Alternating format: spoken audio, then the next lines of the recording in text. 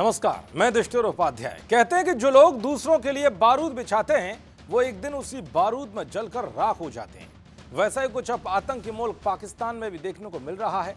72 हुरों का सपना पालकर जो पाकिस्तान के जिहादी आए दिन भारत में खून खराबा करते रहते थे, लेकिन अब यही आतंकी लगातार जन्नुम पहुंचाए जा रहे हैं। जिस जमीन को आतंकी अपने लिए सबसे महफूज जन्नत समझते थे, अब यही जमीन उनके लिए कब्रगाह और जहन्नुम बन चुकी है।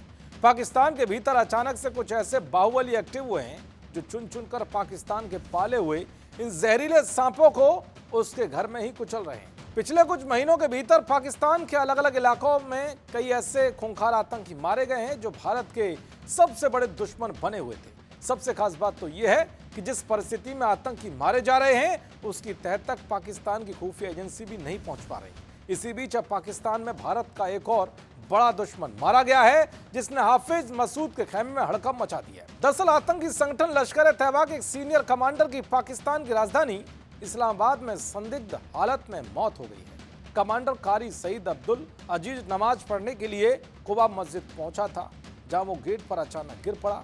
अब्दुल ने नमाज पढ़ने से पहले वुजू किया। वुजू करने के बाद जैसे ही आतंकी अब्दुल अपना बैग वापस लेकर सीढ़ियां चढ़कर मस्जिद के मुख्य हॉल में नमाज पढ़ने के लिए जाता है, वो वैसे ही चप्पल उतारने के लिए बैठता है और जमीन पर गिर जाता है।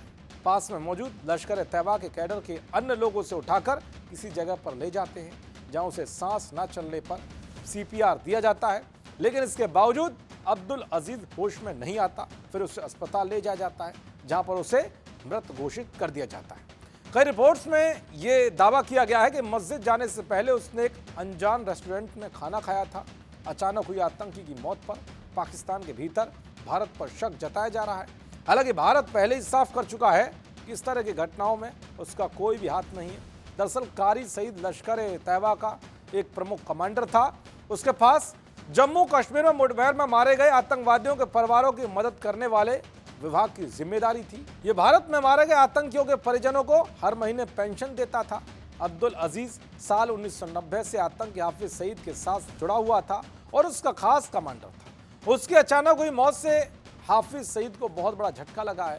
हाल ही में लश्कर के एक बड़े मेंबर रिजवान का एक वीडियो सामने आया था जिसमें उसने दावा किया था कि पिछले 4 साल में भारतीय एजेंट ने पाकिस्तान के अंदर उसके संगठन के 30 मेंबर को मार दिया है। ये पहली बार था जब लश्कर से जुड़े किसी आतंकी ने इस तरह से हत्याओं की बात स्वीकार की।